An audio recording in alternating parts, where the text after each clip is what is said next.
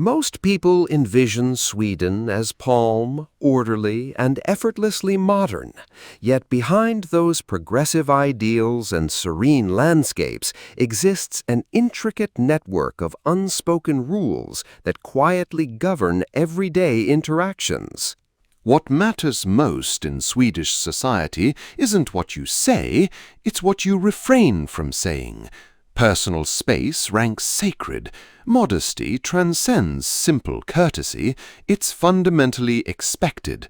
Silence carries profound meaning, and knowing where invisible social boundaries exist becomes essential for meaningful connection. Because in Sweden, understanding what you don't do proves more valuable than knowing what you do. The unspoken matters most. Behavior that remains invisible to outsiders speaks volumes to those within the culture. Today, we're moving beyond surface-level understanding to reveal these hidden rules, uncover cultural boundaries, and explore the social behaviors that define genuine Swedish life. Step beyond the perfect image to discover what really shapes this fascinating society. Number 15. Cash is practically dead. Sweden stands at the frontier of financial transformation, a nation already inhabiting tomorrow's economy today. Paper money has nearly vanished. The 100 krona bill collecting dust in your wallet rivals museum pieces in relevance. Stockholm's cafes display notices declaring, "We do not accept cash." Less than 1% of purchases involve physical currency, according to central bank data. Digital transactions dominate over 95% of all economic exchanges. The mechanism powering this shift, apps like Swish handle everything seamlessly. Church donations, petrol pumps, morning coffee, all processed digitally.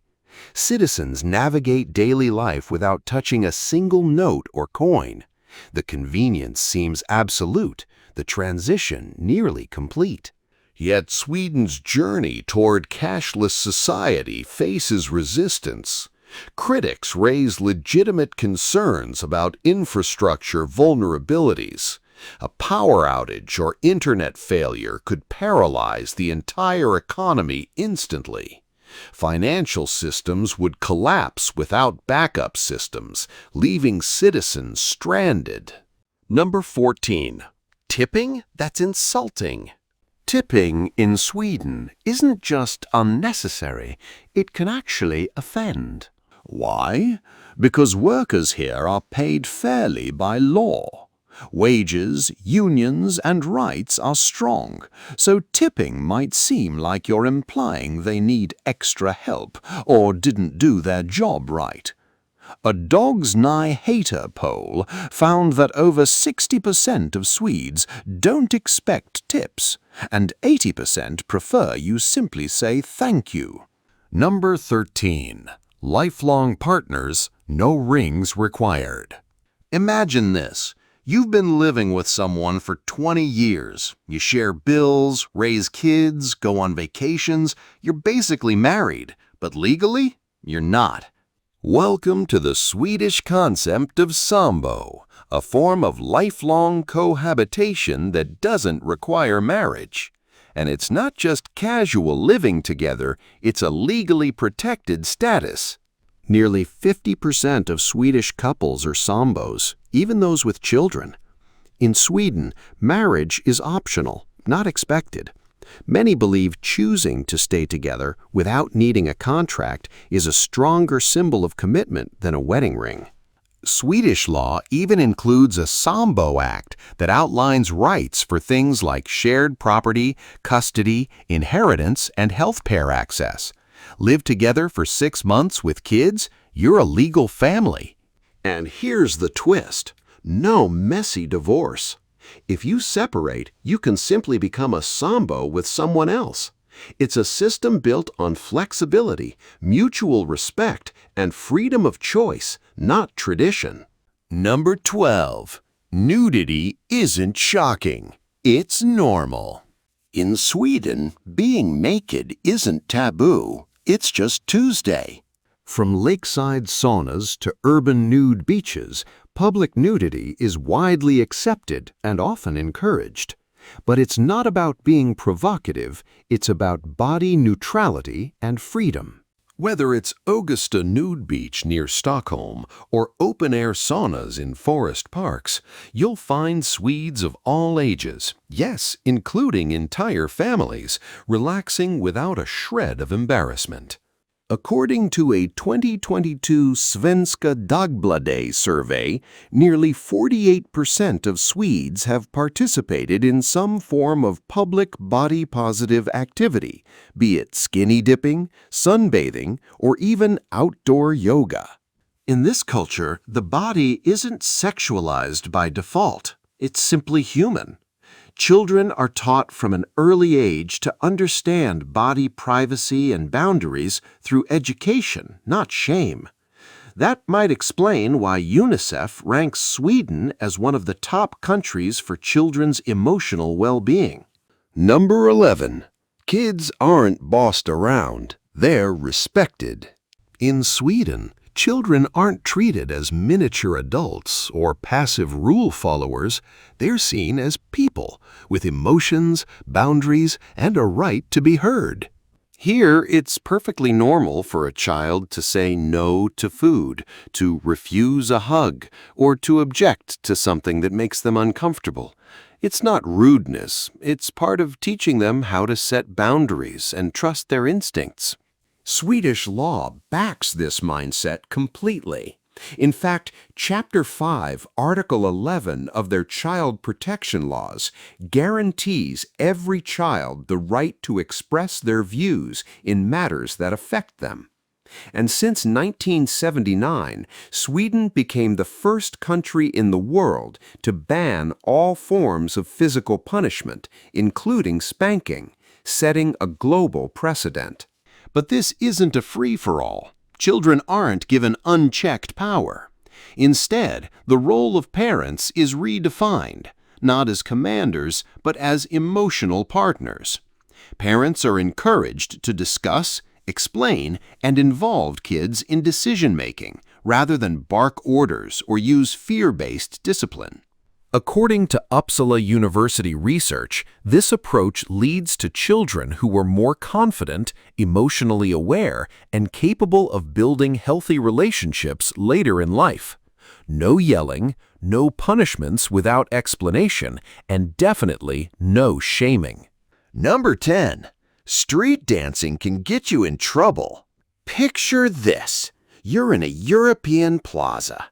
Music's playing, friends are dancing, and the vibe is pure joy.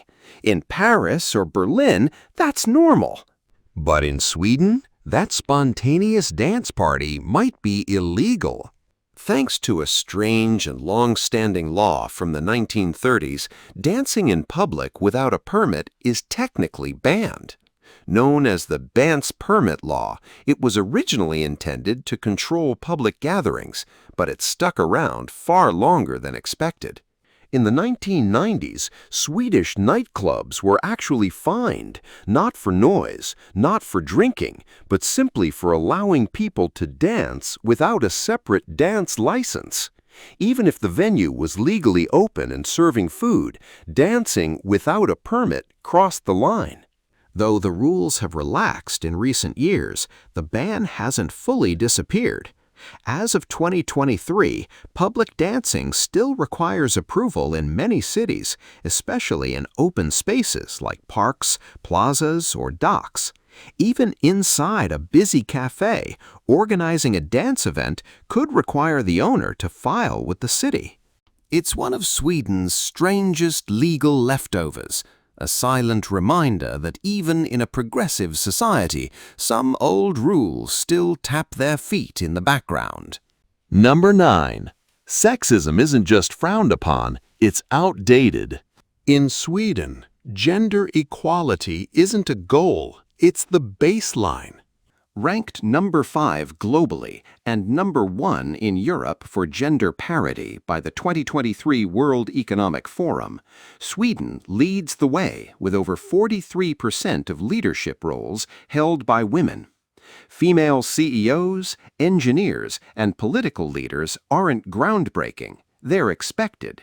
And that's why even casual gendered comments like, "Are you sure you can handle this?" or "Do many women do this job?" can come across as not just rude, but ignorant.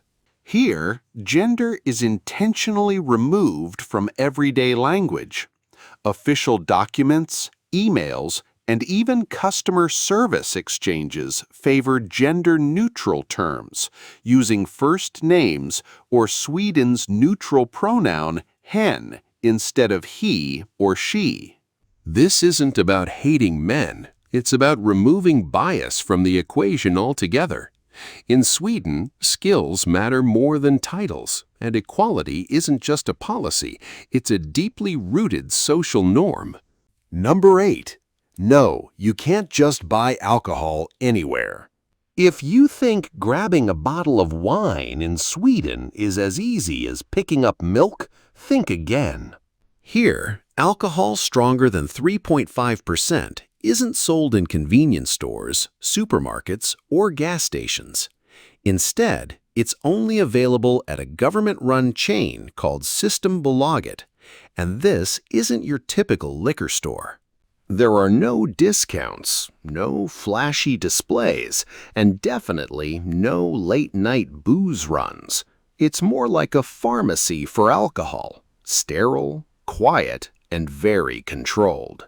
To buy anything above a beer, you must be at least 20 years old, show ID, and follow strict hours.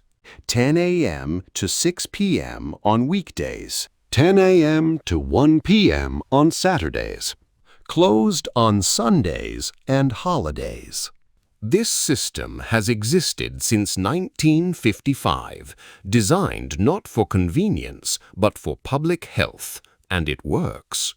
According to the World Health Organization, Sweden consumes 8.2 liters of pure alcohol per person per year, compared to 9.8 liters in the US and 10.6 in Germany. Fewer car accidents, lower domestic violence rates, and a society that treats alcohol not as a right, but as a responsibility. Number 7. Big romantic gestures? Big mistake. In Sweden, romance operates on an entirely different frequency. Grand gestures, surprise gifts, public confessions, or premature "I love you" declarations aren't perceived as romantic. They're viewed as emotionally excessive, even awkward. If you're planning to win a Swede's heart, forget roses, serenades, or love at first sight speeches. Personal space is sacred, even in love. According to Statista Central Byron, over 50% of Swedes believe public displays of affection are disrespectful. Holding hands, kissing, or hugging in public feels intrusive, not intimate. The taboo isn't romance itself, it's romance that feels too fast, too needy, or worst of all, too American. Love doesn't start with fireworks here. Instead, it unfolds through quiet fika dates, casual texting, and cautious, unspoken connection. You could date someone 10 times and still not be considered a boyfriend or girlfriend. Pump the brakes on emotional excess. In Sweden, love isn't shouted, it's whispered. Romance is subtle, slow, and deeply private. Number 6. Never act like you're better than anyone. In Sweden, modesty isn't just polite, it's a deeply embedded social rule. And breaking it? That's taboo. This unwritten code is called gentelagen, or the law of Jaint. It isn't a legal rule, but it shapes everything, from how people talk about success to how they write their resumes. The core idea? Don't think you're better than anyone else. Have a 6-figure salary? Great, but don't bring it up. Top of your class? Keep it to yourself. Even online, Swedes avoid anything that looks like showing off. A 2022 Stockholm University survey found that over 78% of Swedes find public self-praise annoying, and a study by the Swedish Institute for Future Studies revealed that many international students feel held back, afraid that confidence will be mistaken for arrogance. It's the complete opposite of countries like the US or UK, where self-promotion is part of success. In Sweden, the more humble you are, the more respected you'll be. So, if you want to fit in, speak softly, act modestly, and let your actions speak louder than your words. Number 5. Working late? That's a red flag. In most countries, staying late at the office signals commitment. In Sweden, it raises eyebrows. While the official work week is 40 hours, many Swedish companies, especially in the public sector, adhere to 37.5 hours per week, or even less. Some employers in Gothenburg have experimented with 6-hour workdays, and the results? Higher productivity, less stress, and happier employees. Here, leaving work on time isn't lazy, it's smart. According to Eurostat, 95% of Swedes clock out by 5 p.m., and if you consistently work overtime, you won't earn admiration, you'll get strange looks. People might wonder, do you lack time management? Are you overcompensating? In Swedish office culture, balance is everything. Work too little and you're irresponsible. Work too much and you're seen as out of sync, even disrespecting your own personal life. Lagom, the Swedish philosophy of just the right amount, applies to work too. Because here, success isn't measured in hours, it's measured in balance. Number 4. Places you shouldn't visit in Sweden. Sweden may have the image of a perfect Nordic utopia, but not all of it is postcard perfect. Across major cities like Stockholm, Gothenburg, and Malmö, there are zones known as utsatta områden, vulnerable areas, officially flagged by Swedish police where crime is high and law enforcement presence is limited. As of 2024, nearly 60 such zones exist. These aren't just rough neighborhoods, they're places where organized gangs exert control, surveillance cameras monitor movement, and even police hesitate to intervene after dark. Neighborhoods like Rinkeby in Stockholm, Rosengård in Malmö, and Biskopsgården in Gothenburg are frequently cited in national security reports. In some areas, local residents manage access points, install private barricades, and operate like communities within a state. So what happened in a country once hailed for peace and equality? Security analysts point to a mix of open immigration policies, failed integration efforts, and economic segregation, leading to social rifts. The result? Parallel societies where native Swedes avoid and second-generation immigrants feel abandoned. It's a complex, sensitive issue, but one that shatters the illusion that all of Sweden is a safe, seamless paradise. Number 3. Never expect a dinner invite. In Swedish culture, a peculiar dinner custom reveals deep values about independence and respect. Food historian Richard Tellstrom traces this behavior back to the 1960s and 70s, when meals were expensive and tightly portioned. Kids visiting other homes during dinner were told to wait or go home to eat. Imagine visiting a friend's home, and when dinner time comes, they go off to eat and leave you sitting in the other room. No invite, no snack, not even a sorry. Sounds cold? This strange custom first made waves on social media, sparking global outrage. But the reasoning behind it is deliberate. Not inviting guests to dinner, especially unplanned, is about respecting independence and boundaries, not being rude. The belief is simple. If I feed you, you may feel obligated. That's seen as unfair. True respect means not creating pressure or emotional debt. Today, this rule has softened considerably, especially in cities and younger households. But in more traditional or rural communities, the dinner table remains family-only space, a quiet boundary few dare to cross. Number 2. Baby names need government approval. In Sweden, naming your baby isn't just a personal decision, it's a legal process governed by the state. Under the Names Act of 1982, parents must submit their chosen baby names for official approval by authorities. Why the control? Because a name is part of a dignified social identity. If the name is deemed inappropriate, offensive, or just too strange, it gets rejected. No name, no birth certificate. A flashy or controversial name can disrupt the balance of equality and social harmony, two values Swedes take seriously from birth. Names like Metallica, IKEA, Burfix CCOMNPCCCLLLMNPRXVCLMNKCSQLBB11116, and even Allah have all been denied for being confusing, commercial, or potentially disrespectful. It's happened more often than you'd expect. This strict approach may sound controlling, but it's rooted in a deeper belief. Every child deserves to grow up with a name that commands equal respect in society. In Sweden, a name shapes your social standing from day one. That's why the government protects this right so carefully. Number 1. The sacred rule. Always cue properly. In Swedish culture, one rule stands above all others. Wait your turn, quietly.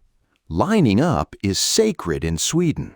Whether it's for the train, the bakery, or a summer ice cream cone, people form silent, orderly queues, sometimes with meters between each person. No signs, no instructions, just trust.